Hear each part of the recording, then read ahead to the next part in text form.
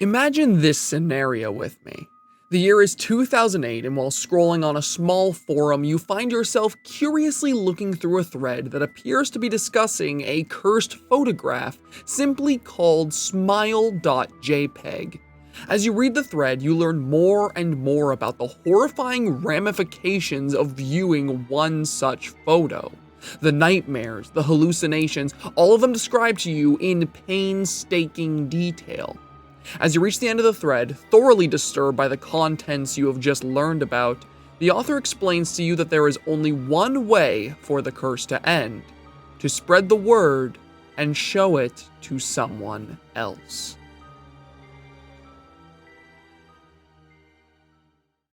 What I just described to you was the classic creepypasta known as Smile Dog. If you are a fan of creepypastas or just general internet horror, chances are you've heard of this story or the two main photos tied to it at some point. While many of the more classic creepypasta characters fell into relative obscurity in the years following the early 2010s, Smile Dog has stood the test of time mainly through the efforts of his dedicated fan base. New projects involving the character are being made every day, especially over the last couple of years.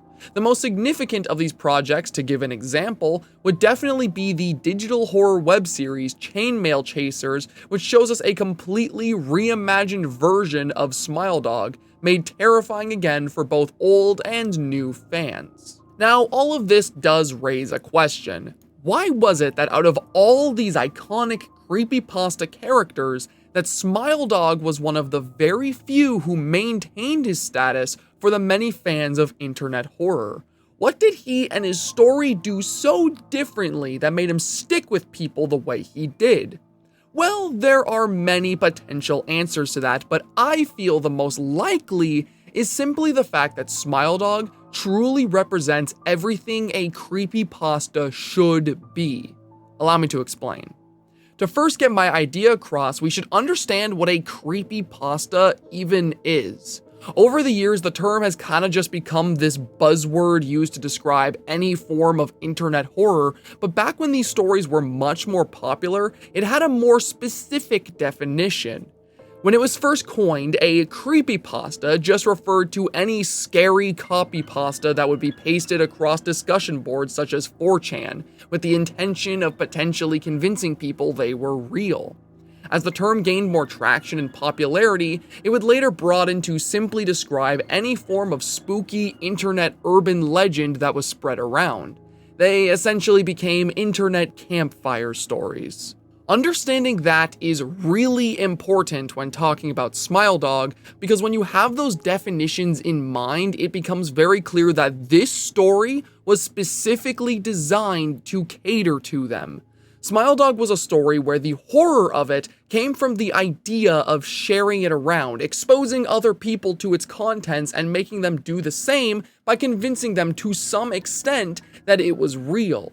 The entire story builds upon this urban legend, the legend of a haunted photo that, when viewed, haunts your every waking moment until you either die or decide to spread the word and share it to someone else, which is exactly what the author does at the end.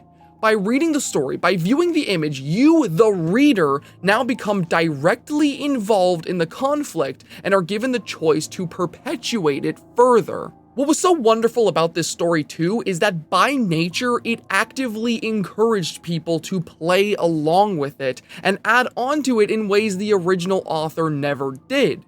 Some people, after reading the story, claimed that the reason nothing happened when you viewed the photo was simply because it was a fake, with the real smile.jpg existing somewhere on the internet waiting to be found. Others went out of their way to create new versions of the photo which they claimed to be the true Smile Dog, like the now famous husky version of the image or the version we see in Chainmail Chasers, leading many to further question the nature of the picture and create their own interpretations of what it means. The character and image became so much more than the initial story that I feel it belongs just as much to the internet as a whole as it did to its original author. I feel all of that is a true testament to the overall quality of the creepypasta. Michael Lutz, the author, was able to create a story that so perfectly encapsulated everything that made creepypastas so popular that the very idea of it still lingers in the minds of those who have read it to this day.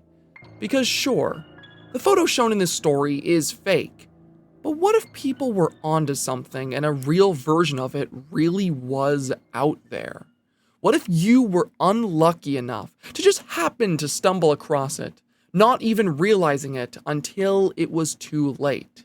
That's absolutely ridiculous, you may think to yourself, but deep down, you know you can never be certain.